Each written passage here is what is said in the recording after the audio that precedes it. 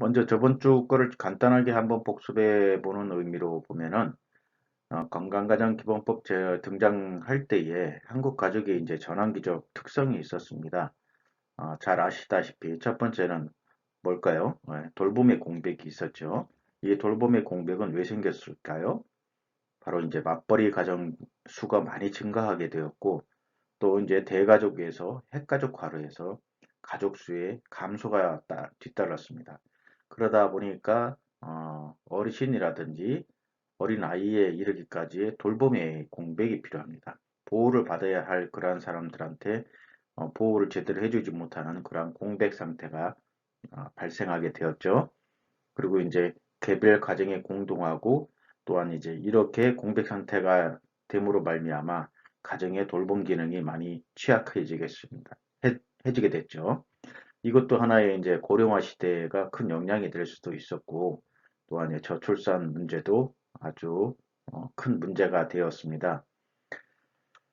가정 문제 예방 차원에서 가정원 돌봄에 대한 사회적인 지원이 필요하게 되었고요. 또 이래서 이를 이제 그냥 흘러가는 게 아닌 제도화할 수 있는 정책이나 법 제정 등이 필요하다고 할 수가 있었습니다.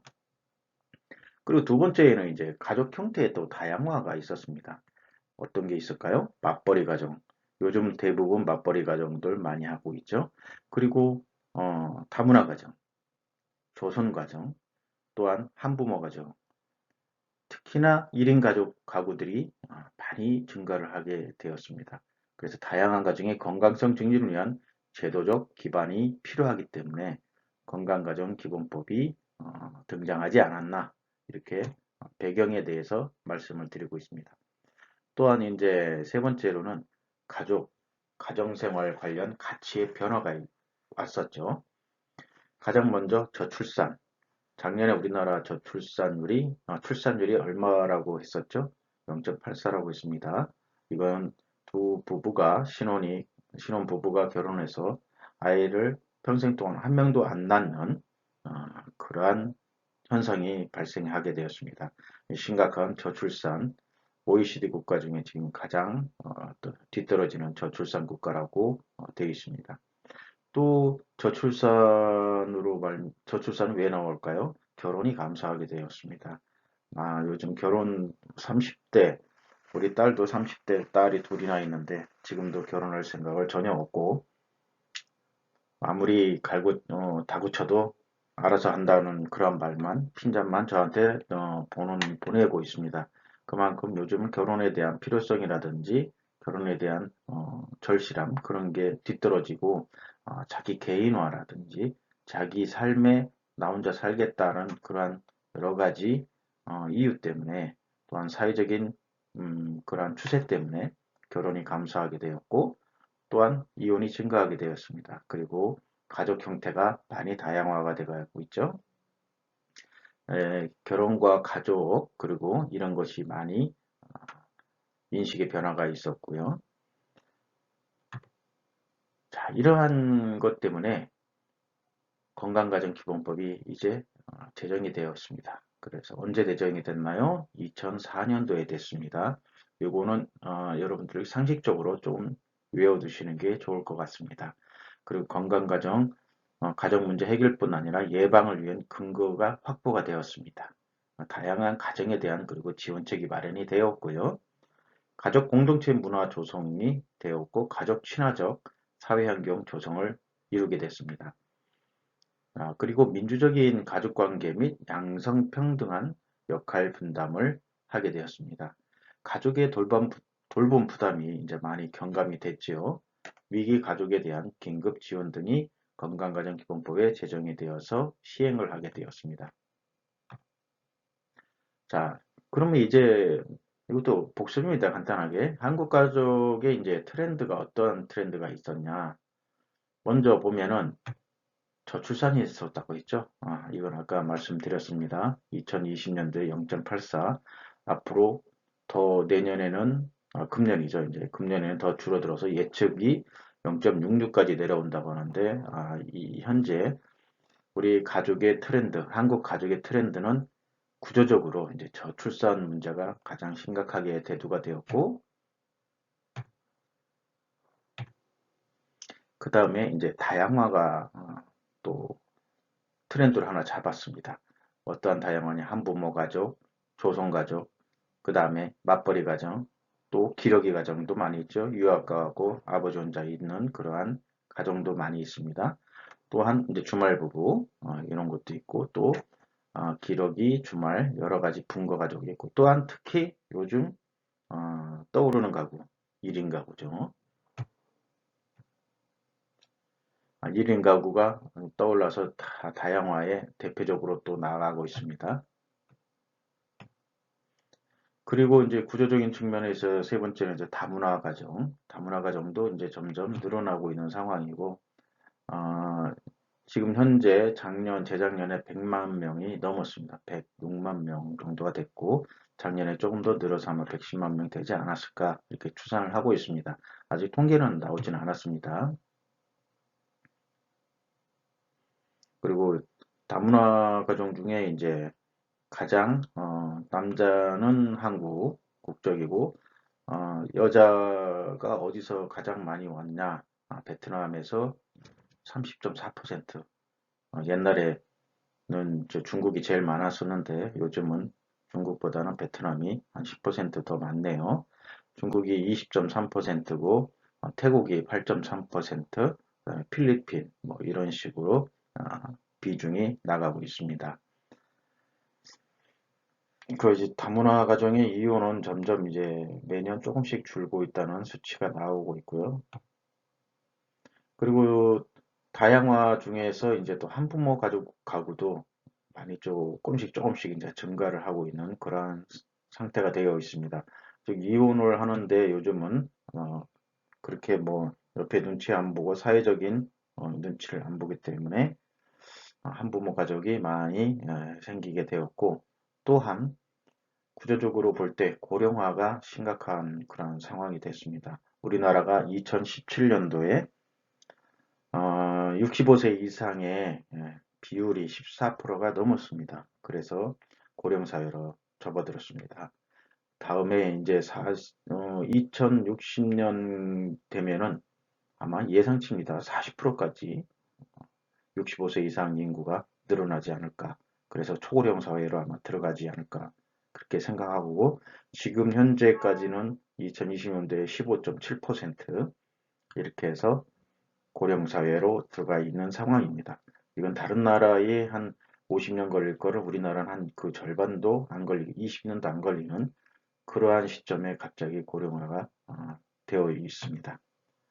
그리고 탈가족화도 있죠. 가족 수가 감소하게 되고 또 맞벌이 가정이 증가하는 바람에 그리고 핵가족 중심의 생활 유형 인식의 변화가 있어서 가족 돌봄이라든지 가사 활동 등을 가족원이 가정 내에서 직접 수행하지 않고 어디로 가요? 가정 외부의 서비스 또한 전문 기관이라든지 전문 인력으로 이제 대체를 하게 됩니다.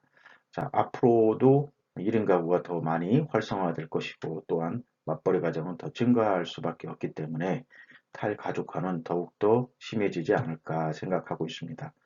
그리고 이제 트렌드 이제 관계적인 측면에서 평등화가 있습니다. 이 평등화라는 것은 맞벌이 가정이 늘어나다 보니까 여성의 사회적인 진출이 활발해지고 또 사회적인 지위가 많이 향상이 되고 있습니다.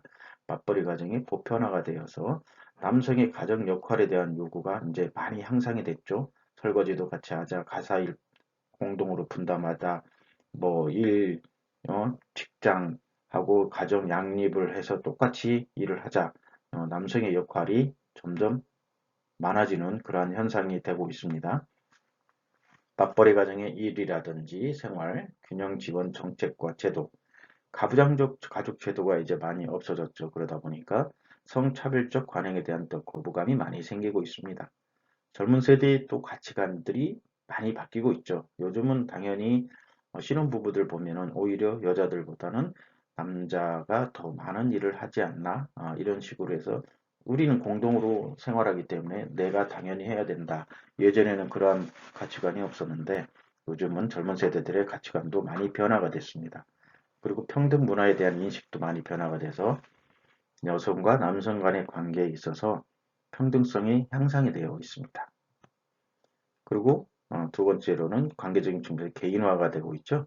가족들이 모여 살지만 각자의 사생활이나 개인적인 삶의 가치관을 중시해서 1인 가구가 또한 증가를 하게 됩니다. 이게 개인화죠. 여러분들도 가정생활을 하다 보면은 저 같은 경우도 그렇습니다. 딸들이 있는데 집에 모여 있어도 뭐 대화가 그렇게 많지가 않습니다. 각자의 방에 들어가서 각자의 해야 할 일을 하고 있고 각 테레비도 각 방에 있으니까 서로가 자기가 좋아하는 거 그렇게 보다 보니까 어떨 때는 이거 한 가족인가? 뭐 이런 생각도 들 때가 있고 오죽하면 이제 식사 시간에서도 지금은 내가 배가 안 고프니까 나중에 먹겠다. 엄마 아빠만 일단 드세요. 이렇게 나옵니다.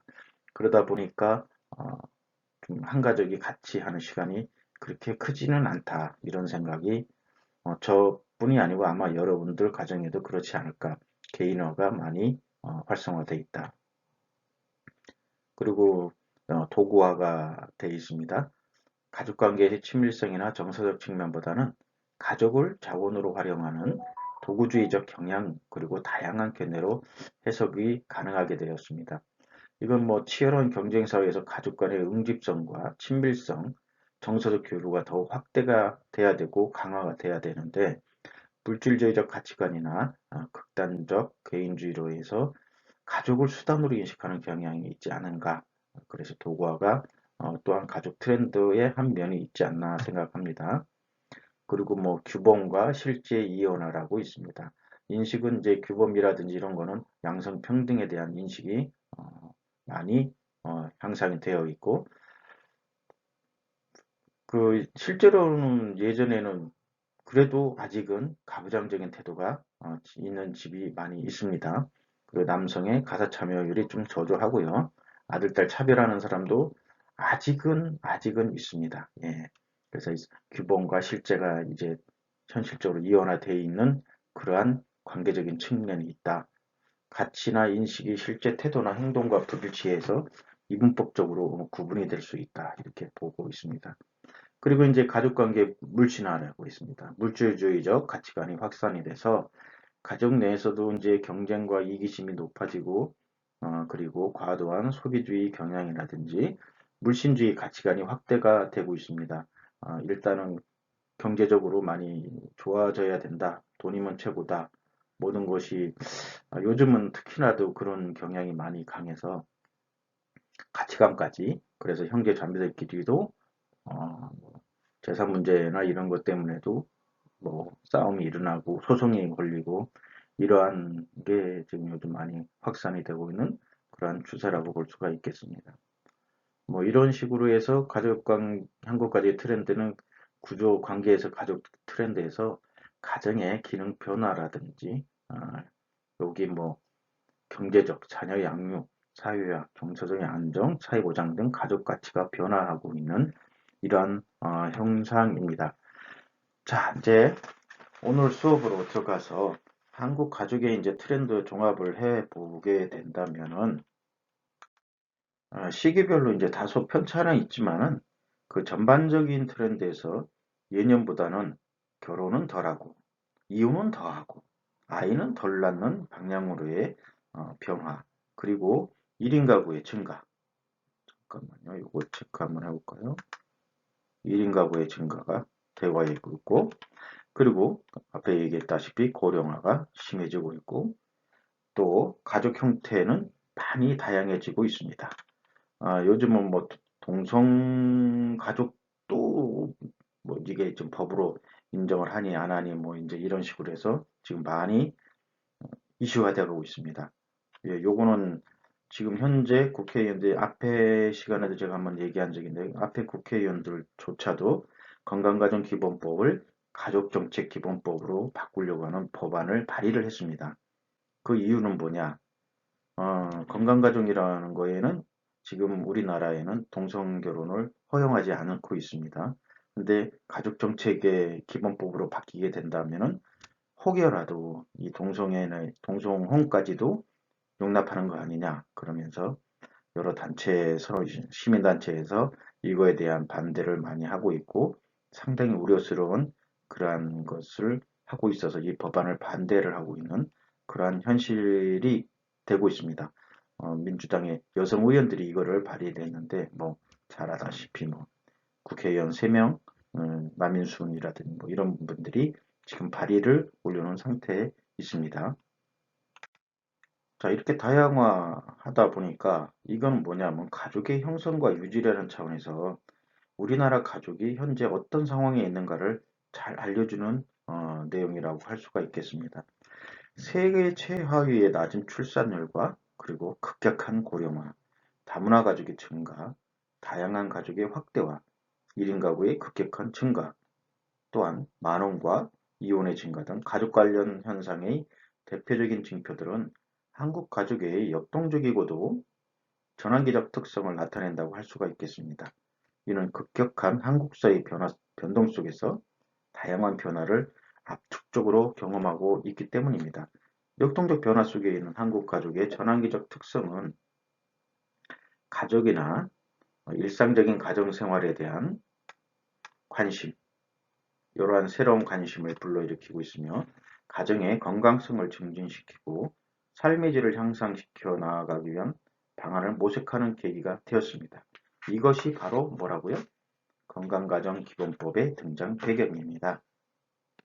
즉, 학문적으로 오래된 역사를 갖고 연구해오던 건강가정 그리고 가정의 건강성을 새롭게 그러나 다시 보기 시작한 배경에는 한국 가족의 빠른 변화 그리고 역동성, 전환기적 특성이 자리 잡고 있으며 이런 변화에 부응하기 위한 제도적, 정책적 대안의 모색 그리고 실천적 차원에서 가정의 건강성 증진을 위한 사업이나 프로그램의 개발, 이러한 사업과 프로그램을 보급하고 수행하는 전달체계의 구축 등과 같은 과제를 모색해야 할 필요성 앞에서 뭐가 탄생했을까요? 건강가정기본법이 탄생을 하게 됐습니다.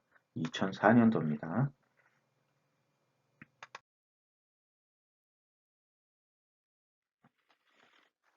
자, 이게 인식들이 어떻게 변화가 되고 있냐면 베이비 부모 시대, 그러니까 1965년, 네, 65년, 66년 요 시기 전까지의 그 어르신이라고 함부하죠. 저도 여기에 속하니까. 이 사람들은 이제 베이비 부모라고 합니다. 주로 1956년에서 1966년 그 정도까지 10년 정도를 베이비 부모 세대라고 하는데 이때 출산율이 상당히 많았죠. 자, 그리고 지금 현재 우리나라를 이끌어 나가고 있고 우리나라의 주축이 된 세대가 바로 이제 베이비 부모 시대인데 이 베이비 부모 시대는 조금 상당히 보수적이면서도 경제 활동을 이끌고 하다 보니까 또 조금 진보적인 것도 있는 그러한 아주 낀 세대, 어떻게 보면 낀 세대일 수도 있습니다. 근데 이 세대들이 예전에는 어르신들 부양도 많이 해주고 지금도 많이 하는 형편인데 이 분들이 처음에는 노부모가 돌봄이 필요할 때는 가족이 모셔야지 무슨 소리 하냐 이렇게 했는데 지금은 많이 바뀌었습니다. 노부모 돌봄 필요 때는 요양시설 등을 활용을 하는데 아무런 문제가 없이 오히려 권장하는 그러한 의향을 밝히고 있습니다. 여기 있네요. 1955년에서 63년에 출생한 베이비 부모 가운데 93.7%는 노부모가 돌봄을 필요로 할 때 장기 요양 서비스를 이용할 의향이 있다. 이렇게 밝혔습니다. 여기에는 이제 요양시설 서비스가 49.8%로 가장 많았고, 즉 요양원이죠. 그리고 재가 서비스, 어, 집에서 방문하든지 아니면 데이케어 센터를 하든지 주간보호라든지 이런 재가 서비스가 24%, 그리고 몸이 불편하시면 이분 요양병원 그 다음인데 요양병원은 요양시설 서비스에 가실 수 없는 조금 그래도 상태가 아주 좋으신 등급이 없으신 분들은 요양병원에서 일단은 치료를 하고 그렇게 하고 있죠. 노부모를 요양실에 보는 것을 부끄러게 얘기했던 과거인식 크게 달라졌다고 보여줍니다. 아까 얘기했다시피 상당히 어르신들 부양하는 것을 가족 전체의 몫이라고 생각했던 사람들이 이제는 거의 뭐 94% 정도가 그래도 몸이 불편하고 어르신들의 돌봄이 필요하면은 요양 서비스를 이용을 해야 된다. 이러한 인식이 많이 달라졌다는 것을 우리가 알 수가 있겠습니다.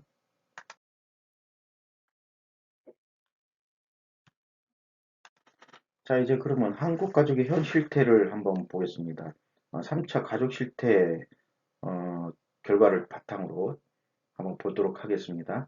제1차 가족 실태 조사는 2004년도에 건강안전기본법이 제정되어 그 다음에 1차를 했고 5년 후에 2차, 5년 후에 3차, 그리고 작년이 4차인데 그 결과는 아직 안 나왔습니다. 건강가정기본법에 5년마다 가족 실태 조사를 실시한다. 요거는 5년마다라는 거는 시험에도 가끔가다 나오고 그렇습니다. 이게 그냥 사회복지사 1급 시험에. 그러니까는 5년마다라는 거는 여러분들이 좀 외워두시면 좋겠다고 생각하네요. 지금까지 큰 흐름 속에서 한국 가족의 트렌드를 살펴봤는데 여기에서는 현재 시점 한국 가족의 이모저모를 가장 잘 알려주는 자료를 통해 한국 가족의 실태를 보고자 합니다. 건강가정보험법에는 5년마다 가족 실태조사를 실시하도록 명시되어 있습니다. 이건 법적으로 되어 있습니다. 안 하면 법 위반이에요. 2005년 1차, 2010년 2차, 2015년 제3차 가족 실태가 실시되었고요. 이 중 가장 최근의 자료로는 3차겠죠. 아무래도. 근데 아마 내년 여러분들 졸업할 때쯤 되면 4차가 나올 것 같습니다. 3차 가족 실태 조사의 결과 중 부각되는 특성 몇 가지를 이제 보게 된다면은 3차 가족 실태 조사 보도 자료에 따르면은 부각되는 이슈는 2010년 즉 2차 가족 실태 조사 결과에 비해서 남성의 육아 및 가사 참여가 증가했다는 점. 이상적인 자녀 수는 2.26명, 사회적 여건 향상 시 20대에서 30대의 추가 출산 의향이 높다는 점. 그러니까 사회적으로 조금 이렇게 풍족한 생활을 하고 있다. 그러면은 나올 수 있는 그런 의향이 있다는 점이죠. 초등학생 자녀의 37%, 그리고 한부모 가족의 초등학생 자녀 63.7%가 나 홀로 아동이라는 점 등입니다. 즉 혼자 독자죠, 독자. 예. 형제나 자매가 없는 그러한 실태가 있습니다. 먼저 가족에 대한 가치와 인식을 나타내는 지표를 보면 살면서 의지가 되는 사람으로는 아무래도 배우자가 48.5%도 가장 많고 그 다음이 부모, 자녀의 순으로 나타났습니다. 자, 이러한 결과는 2010년도 제2차 가족 실태 조사의 결과와도 이거는 동일합니다. 2차, 3차 모두 의지가 있는 사람은 의지가 되는 사람, 즉 서로 옆에서 의지가 되는 사람은 바로 배우자, 부모, 그리고 자녀의 순이라는 것을 알 수 있습니다. 이거는 뭐 크게 변하지는 않을 것 같아요. 아마 4차 때도 이거는 동일하지 않을까 이렇게 생각이 듭니다. 전반적인 가족 구조와 규모 차원에서의 특징으로 1인 가구의 증가가 부각이 되는데 2010년도에는 15.8%에서 5년 후에는 21.3%로 증가하였습니다. 그리고 평균 가구원 수는 2.8명에서 맞벌이 가족은 47.5%, 그리고 주말 부부는 5%로 나타났습니다. 이처럼 가족 규모의 축소, 가족 형태의 다양화 등의 트렌드가 제3차 가족 실태 조사에서도 분명하게 드러났습니다. 그런데 세부적인 내용을 보면 이상적인 자녀 수가 2.6명으로 나타났으나 경제적 부담으로 출산을 기피하는 비율이 상당히 높죠. 그래서 출산율이 상당히 낮습니다. 저출산 극복을 위한 국가적 과제를 보다 적극적으로 해결해야 할 필요가 있음을 알 수가 있습니다. 이건 국가에서도 상당히 많이 노력을 하고 있는데 개인화에 대한 인식 변화가 좀 있어야 될 거라고 생각이 되네요.